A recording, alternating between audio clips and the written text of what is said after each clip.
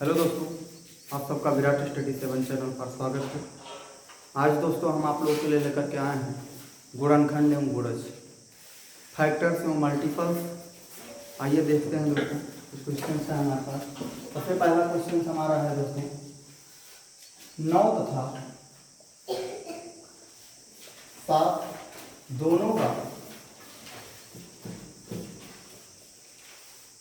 उभयनिष्ठ गुणज संख्या ए है। दोनों का उभय निष्ठ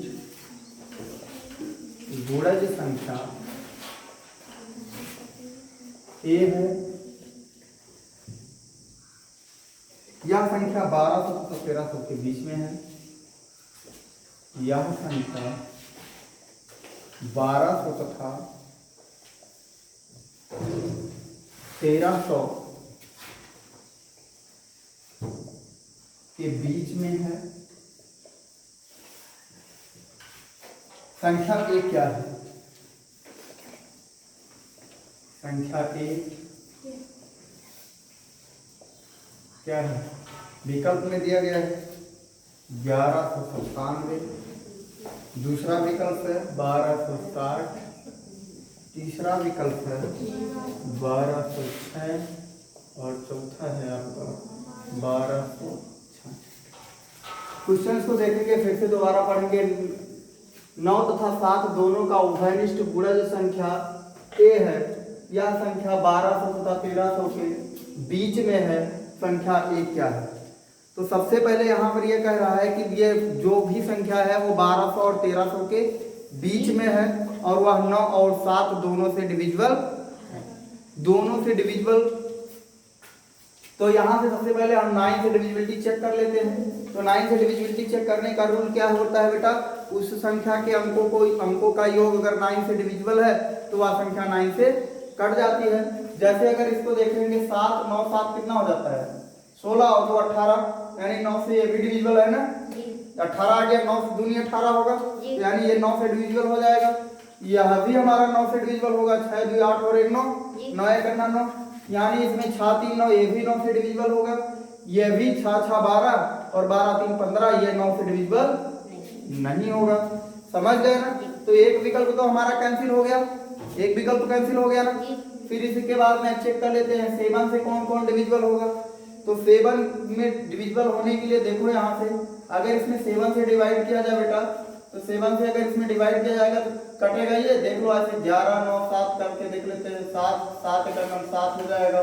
यहाँ क्या बचेगा? ये 4 बचेगा और ये 7 सते क्या हो जाएगा? 7 4 11 और यहाँ से आपका 7 सते 49 हो जाएगा। और यहाँ से फिर ये हो जाएगा, यहाँ से आएगा 7 और 7 का 7, ये भी कट गया।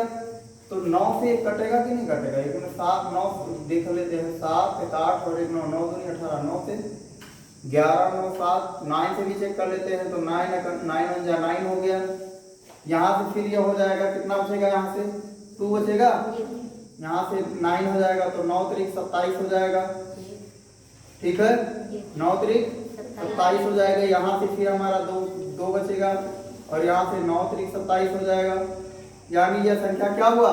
7 और 9 दोनों का गुणज। लेकिन अभी यहाँ पर देख लेंगे, यानी इससे पहले, जैसे मान लीजिए कोई संख्या मान लीजिए 3 से डिविजिबल है, तो यहाँ पर 9 भी 3 से डिविजिबल है, 27 भी 9 से डिविजिबल है। तो सबसे पहले विकल्प वरीयता किसको मिलेगी? 9 को मिलेगी ना। तो उसी तरीके से देख लेते हैं 1197 से और कोई छोटा संख्या तो नहीं है, इसको चेक कर लेते हैं। अगर ये हमारा डिविजिबल है 7 से, तो यही आंसर लगाएंगे, क्योंकि ये पहले आएगा, ये बाद में आएगा। समझ में आ गया ना? तो अगर इसको 7 से चेक करेंगे तो 1260 को 7 से अगर चेक करेंगे तो 7 1 9 7 हो जाएगा, 7 5 12 और यहाँ से 56 हो जाएगा। 7 8 56 हो गया, कट गया, यहाँ 0 आया, यहाँ 0 आ गया। यानी अब इन दोनों में अगर कंपैरिजन किया जाए तो ये आंसर हमारा सही है। समझ गया ना? क्योंकि ये पहले आएगा। फिर अगर इसको भी चेक कर लेते हैं, अगर ये भी 7 से डिविजिबल हो जाता है तो देख लेते हैं 1206 और डिविजिबल करते हैं 7 से, 7 का 7, यहाँ 5 12 बचेगा, यहाँ 0 हो जाएगा, 7 सत्ते क्या हो जाएगा 49 हो जाएगा, यहाँ एक 16 बचेगा, ये नहीं कटेगा। तो ये और ये दो विकल्प कैंसिल हो गए। अब इन दोनों विकल्पों में हमको चूज करना था कि कौन सा सही है। तो सबसे पहले ये आएगा ना, आगे किसी चीज का गुणा करते जाओगे तो आगे ये मिलेगा, ये पीछे मिलेगा, तो आगे वाला ही तो सही होगा। तो हमारा ये विकल्प नंबर बी सही है। समझ गए ना, कोई समस्या नहीं ना। जैसे किसी भी संख्या, जैसे 3 का गुणा करते जाओगे, 3 का गुणज लिखोगे 3, 3 6 लिखोगे, फिर 9 लिखोगे, 12 लिखोगे, 15 लिखोगे, फिर उसके बाद में आप क्या लिखोगे 18 लिखोगे, फिर 21 लिखोगे, फिर 24 लिखोगे, फिर क्या लिखोगे 27 लिखोगे। तो ऐसे लिखते जाओगे। तो अगर इसमें पूछा जाए कि इसमें मान लीजिए ये और ये दोनों में क्या अंतर है, तो ये पहले आएगा, पहले इसी का तो नंबर आएगा गुणज में, तो इसीलिए इसको सबसे पहले रखा गया। इसको ये दोनों भी 9 और 7 से दोनों डिविजिबल हैं, लेकिन पहले हमको ये मिल रहा है, इसलिए हमारा आंसर ये है। समझ गए ना। अगला क्वेश्चन है हम लोग का 6 के पहले 4 गुणजों का योग। 6 के पहले 4 गुणजों का योग। विकल्प में दिया गया है आपको 66, दूसरा विकल्प है 56, तीसरा है 72 और चौथा है 60। अब देखो बेटा 6 के पहले 4 गुणजों का योग, 6 के पहले 4 गुणजों का योग। अब गुणज क्या होते हैं सबसे पहले, यानी 6 का टेबल अगर हम 4 बार पढ़ दें तो वही क्या हो जाएंगे, उनके गुणज हो जाएंगे। तो 6 का पहाड़ा अगर हम पढ़ते हैं तो 6 का नम 6, 6 दूनी 12, 6 त्रिक 18, 6 चौके 24, ये 6 के 4 गुणज हो गए। ऐसे 5 पूछेगा तो 5 तक पढ़ना पढ़ेंगे, 10 पूछेगा तो 10 तक पढ़ेंगे, 11 तक पूछेगा तो 11 तक पढ़ेंगे, ऐसे पढ़ते हुए चले जाएंगे और लिख देंगे। समझ गए ना। तो ये 6 के क्या हो गए 4 गुणज हो गए। अब इसको अगर जोड़ते हैं बेटा तो जोड़ेंगे तो ये दोनों देखो आसान तरीके से जोड़ेंगे तो ये कितना हो गया 30 हो गया है, और ये दोनों मिला करके 30 हो गया। अब इसको और इसको ऐड कर देंगे तो कितना आ गया 60 आ गया। तो 60 हमारा कौन से विकल्प में मौजूद है 4 में मौजूद है। 60 हमारा सही है ना, क्लियर समझ में आ गया सब लोगों ने कैसे। अब ऐसे मान लीजिए जोड़ते, मान लीजिए यहाँ से करते 12 6 18 18 18 36 और 36 और 24 60, ऐसे क्या कर दिया दोनों का जोड़ा बना लिया 18 12 30 और 24 36 बराबर 60। समझ गए ना, क्लियर कोई समस्या। नेक्स्ट क्वेश्चन देख लेते हैं। 30 के गुणक हैं। अगला क्वेश्चन क्या है 30 के गुणक। तो 30 के गुणक हैं बेटा, देखो विकल्प में दिया गया है 2 3 5, दूसरा नंबर विकल्प है 1 2 3 5 और 10 हो गया। तीसरा नंबर विकल्प है बेटा 1 2 3 10 और 15 हो गया। और नंबर विकल्प है 1 2 3 5 6 10 और क्या हो गया 15 हो गया और 30। अब यहाँ पर आती है बात गुणक की। 30 के गुणक हमने आप लोगों को पढ़ा होंगे मल्टीपल, ठीक है ना। तो 30 के गुणक कौन कौन से हैं। अब ये इसमें देखते हैं कि 30 के गुणक कैसे लिखे जाते हैं। क्या 1 से भी डिविजिबल है, 1 से कटेगा कि नहीं। कोई भी संख्या हो वह 1 से डिविजिबल, 1 से और अपने आप स्वयं से डिविजिबल होती है। समझ गए ना। तो 1 से कट जाएगा तो 1 हो गया इसका गुणक। 2 से कटेगा ना तो 2 भी हो गया इसका गुणक। 3 से कटेगा ना 3 दाम 30, यह भी हो गया इसका गुणक। 4 से नहीं कटेगा, 4 7 28, 5 से 5 6 30, इसका ये भी हो गया इसका गुणक। 6 से कटेगा, ये भी हो गया इसका गुणक। 7 से नहीं कटेगा, 8 से नहीं कटेगा, 9 से नहीं कटेगा, 10 से 10 या 30 कटेगा, हो गया इसका गुणक। 15 से कटेगा और ये 15 के बाद में स्वयं 30 से कटेगा। तो ये देखो कौन से विकल्प में मौजूद है बेटा 4 नंबर विकल्प में मौजूद है ना। यही इसके विकल्प की संख्या होगी। अगर यहाँ से पूछे कि 30 के गुणकों की संख्या बताओ, 30 के गुणकों की संख्या बताओ, तो 30 के गुणकों की संख्या क्या होगी, इसे जोड़ लो 1 2 3 4 5 6 7 8, यानी 30 के गुणकों की संख्या कितनी होगी 8 होगी। अगर आपसे पूछा जाता है 30 के गुणक बताओ तो गुणक 1 2 3 5 6 10 और 15 और 30 हो गए। लेकिन अगर इन गुणकों की संख्या बताओ तो क्या हो जाएगा, गुणकों की संख्या कितनी हो जाएगी? 8 हो जाएगी, 8 हो जाएगी। समझ गया ना? कोई समस्या? अगला क्वेश्चन है दोस्तों हम लोग का 12 तथा 15 के सर्वनिष्ठ गुणनखंड हैं। 12 तथा 15 के सर्वनिष्ठ गुणनखंड। तो 12 तथा विकल्प में दिया गया है बेटा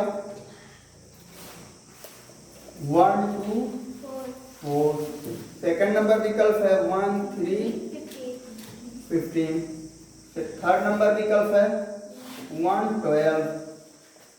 फोर्थ नंबर है 1 3।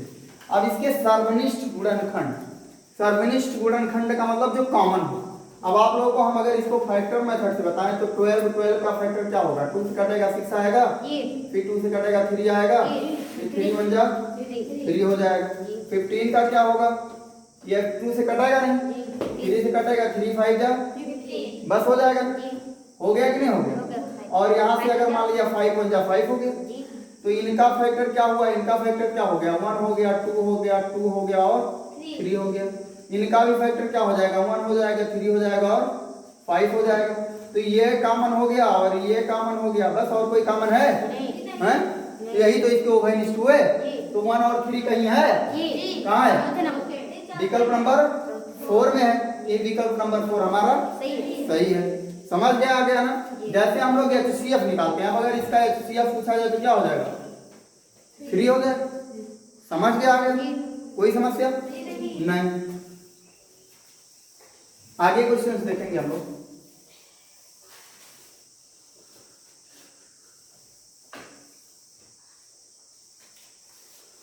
आगे का क्वेश्चन है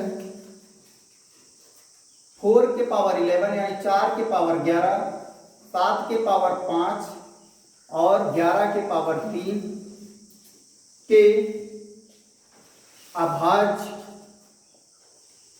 गुणनखंड, अभाज्य गुणनखंड की कुल संख्या, की कुल संख्या है। तो नंबर 1 क्या हो गया? पहला विकल्प हो गया हमारा 8। नंबर 2 हो गया 30। नंबर 3 हो गया 111 और नंबर 4 हो गया इनमें से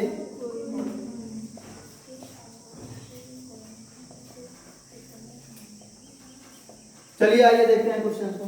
इसमें क्या होता है बेटा? इसमें अभाज्य गुणनखंड पूछ रहा है ना। तो 4 तो कोई अभाज्य संख्या है नहीं, ये सम संख्या है। 7 क्या है? अभाज्य संख्या है। और 11 क्या है? ये भी अभाज्य संख्या है। समझ गया ना? तो 4 के पावर क्या हो गया? 11 हो गया। और गुणे 7 के पावर क्या हो गया? 5 हो गया। 11 के पावर क्या हो गया? अब इस 2 इसका फैक्टर होगा कि नहीं होगा? 2 दूनी 4 और 2 क्या होगा? अभाज्य संख्या होगी। ये 2 अभाज्य संख्या होगी कि नहीं होगी? तो 4 को हम लोग क्या लिख सकते हैं? 2 गुणे 2 लिख सकते हैं, अर्थात 2 के पावर 2 लिख सकते हैं कि नहीं लिख सकते? लिख सकते हैं ना। अब यहाँ पर अगर 2 के पावर 2 लिख देंगे और इसके पूरे के पावर क्या है? 11 है। और गुणे का 7 के पावर 5 हो जाएगा और गुणे 11 के पावर 3 हो जाएगा। ठीक है ना? अब ये देखो, ये 11 और 2 का मल्टीप्लाई हो जाएगा तो 2 के पावर 11 दूना क्या हो जाएगा? 22 हो गया। और 7 के पावर क्या हो गया? 5 हो गया। और 11 के पावर 3 हो गया। अब इसके सभी पावर्स को अगर जोड़ दिया जाए तो इनके गुणनखंडों, अभाज्य गुणनखंडों की कुल संख्या निकल जाएगी। अब ये सभी अभाज्य नंबर हो गए ना। ये 2 क्या है? सम संख्या भी है और अभाज्य संख्या भी है ना। ये दोनों संख्या का दोनों गुण रखता है। तो इसलिए अब इनको जोड़ो तो 22 से 5 क्या होगा? 27 और 3 30 हो गया। 30 कहीं मौजूद है विकल्प में? दूसरा विकल्प सही है हमारा ना। क्लियर? समझ में आ गया सब लोगों को कि नहीं? आ गया? कोई समस्या नहीं।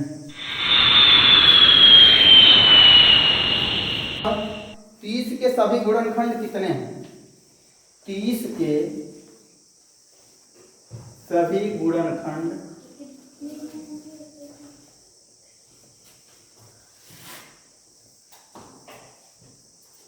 कितने हैं? Number 1 8, number 2 9, number 3 10, number 4। अभी अभी हमने ये क्वेश्चन बताया है, कब अभी दूसरा या तीसरा नंबर क्वेश्चन बताया था आप लोगों को, क्या है बताओ। अभी उसमें गिन करके भी हमने बताया था, काउंट करके। कितना बताए थे? 8 बताए थे। कितना बताए थे बेटा? 8 बताए थे। कैसे आया था? यानी 30 के गुणनखंड कितने हैं तो क्या हो जाएंगे, जैसे 1 से कटेगा 30, 2 से कटेगा 30, 3 से कटेगा 30, 5 से कटेगा 30, 6 से कटेगा 30, और किससे कटेगा? फिर 6 के बाद में किससे कटेगा? 10 से कटेगा 30, 15 से कटेगा 30, स्वयं से कटेगा 30, तो कुल कितना हो गया? 8 हो गया कि नहीं हो गया? इसी को हमको बताना था कि इनके गुणनखंडों की सभी संख्या बताइए गुणनखंडों की, ठीक है ना। यानी 30 के सभी गुणनखंडों की संख्या कितनी होती है बेटा? 8 होती है। और या इनके गुणक पूछे जाए तो आपको ऐसे ही बता देना, ठीक है। आगे हमारा क्वेश्चन है, निम्न में, अगला नंबर क्वेश्चन है, निम्न में कौन सी संख्या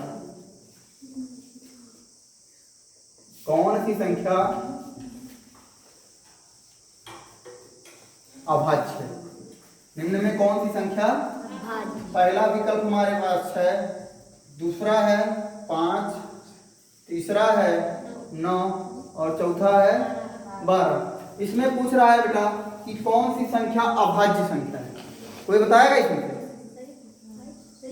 5। कौन सी संख्या अभाज्य संख्या है? 5। इसको संध्या ने इसका सही जवाब दिया है, क्या? 5। इसमें देखो बेटा, ये तो सम संख्या हो गया, ऐसे कैंसिल हो गया, ये सम संख्या हो गया, ये भी कैंसिल हो गया, ये भी विषम संख्या और ये विषम संख्या, तो ये विषम संख्या है ना कि अभाज्य संख्या है। तो ये विषम संख्या है, ये 3 से कट जाता है, इसलिए यह भी अभाज्य संख्या नहीं। ये 5 क्या है? विषम संख्या है, बट ये और किस स्वयं से कटता है या तो 1 से कटता है, इसलिए यह अभाज्य संख्या की श्रेणी में आता है। समझ गए ना। नेक्स्ट क्वेश्चन है हम लोग का,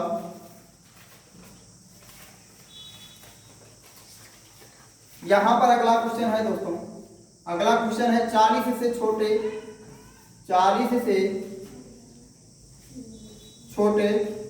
5 के गुणकों की संख्या।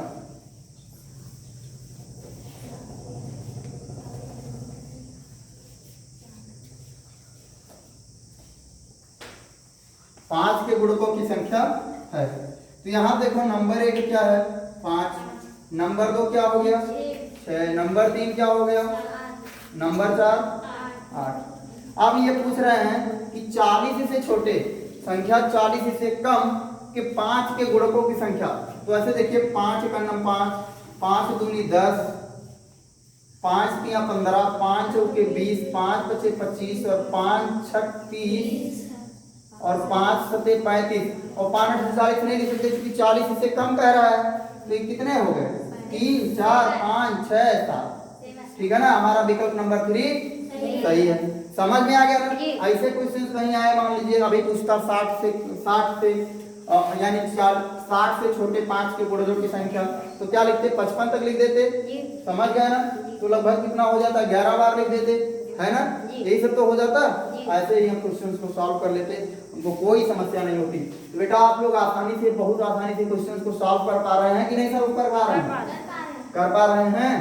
ऐसे ही आप लोग सॉल्व करते रहिए। आगे क्वेश्चन और है हम लोगों का। क्वेश्चन है, एक अभाज्य संख्या के कितने गुणनखंड होते हैं? एक अभाज्य संख्या के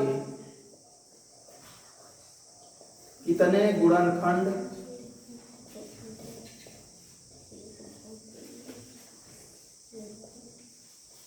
होते हैं? एक अभाज्य संख्या के कितने गुणनखंड होते हैं? विकल्प में दिया गया है 1, दूसरा विकल्प है 2, तीसरा विकल्प है आपका 3 और चौथा विकल्प है आपका 5। क्या होते हैं बेटा? किसी भी अभाज्य संख्या के कितने गुणनखंड होते हैं? हम बहुत बार आप लोगों को बता चुके हैं कि कोई भी अभाज्य संख्या होगी वह तो वह 1 से कटेगी और वह स्वयं से कटेगी। तो उनके कितने अभाज्य गुणनखंड होंगे? 2। किसी भी अभाज्य संख्या के कितने गुणनखंड होते हैं? दो। कौन सा विकल्प है हमारा? दूसरा नंबर विकल्प हमारा सही है। तो इस प्रकार से आज की क्लास हम लोगों की यहीं समाप्त की जाती है और आप लोग बहुत मेहनत से पढ़िए। अगर हमारी वीडियोज आप लोगों को अच्छी लगे तो शेयर कीजिए, लाइक कीजिए और कमेंट कीजिए। और अगर हमारे चैनल्स को अभी तक आप लोगों ने सब्सक्राइब नहीं किया है तो उसको सब्सक्राइब जरूर करें। धन्यवाद।